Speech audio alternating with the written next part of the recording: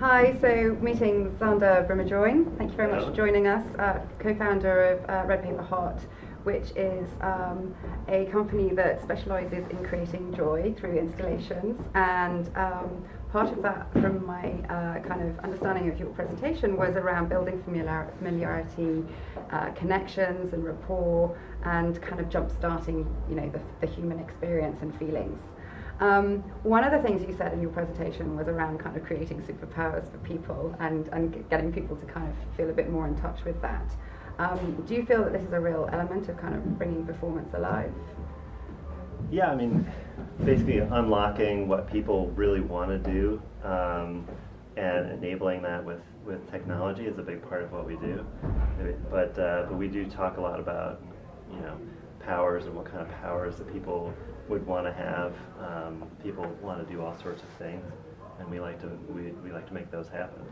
Okay, so it's very much around kind of getting in touch with those emotions and then being able to sort of bring it out of them. Yeah, like people want to fly, so we build environments for people to fly through space because it's something that people just kind of like secretly wish they could do.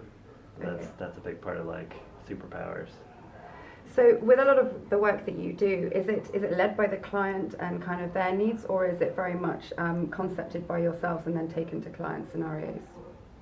We do very much listen to clients, certainly if they have good ideas, but we do a mixture. Sometimes we are responding to a strict brief on what somebody wants to do at an event, and we do a companion interaction that would accomplish what they want. Other times we're invited to basically just go nuts, and those are our favorite, but there's a mixture there.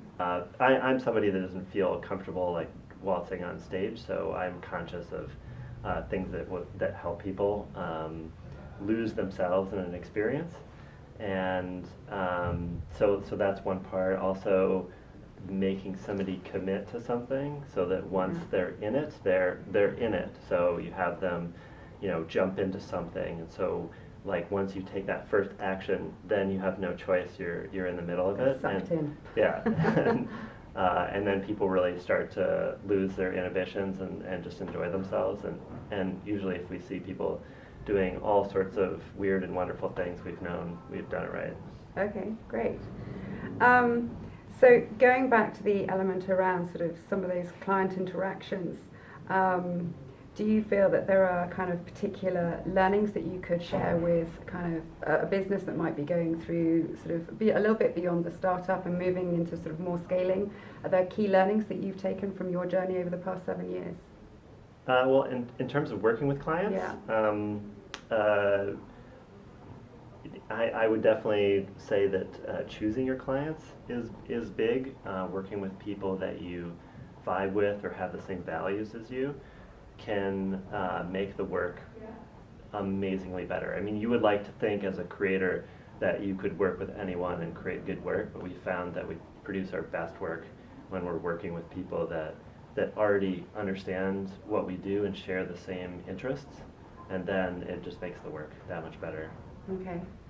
And in terms of some of the experiences and learnings that you've had from your own journey, is there anything else that you think is kind of good for sort of CEOs or businesses or co-founders to kind of be aware of, some gotchas maybe? Well, we keep things very small and flexible because you never know what's going to happen. Things change for us on a project-by-project basis. So we have a small internal team, and then we grow and flex based on all of the different changes, which could be projects, economic booms and economic downturns. These are all things that we never take any steps that would, basically kill us completely if it went wrong. We do experiment, but keeping things small and flexible is a big part of what we do. And there was something else that you mentioned in your talk around making sure that you documented a lot of stuff as well, in terms of how you can then target like wider communities and your reach for your marketing. Yeah, we usually say that if we don't document it, it never happened. Okay. Because we make an installation for a space, 100 people see it, and then it gets taken down and it's gone. Right. So a big part of what we do is filming it, because you have 100 people interacting with it, but thousands of people online, and they can see it forever up there, and it's really important to get it documented and document it right. Okay, great. And what's currently inspiring you at the moment? Lots of things. We at the moment, I have 2 kids, and we've been talking a lot about kids spaces and interactions with children, and how that's never really done that well. And it would be nice to come out there and put something artful and amazing together for kids. Yeah, see those joyous expressions. Yeah, exactly. And hysterical laughing. Brilliant. Thank you very much. Cool. Really Thank cool. you very much. Thank you.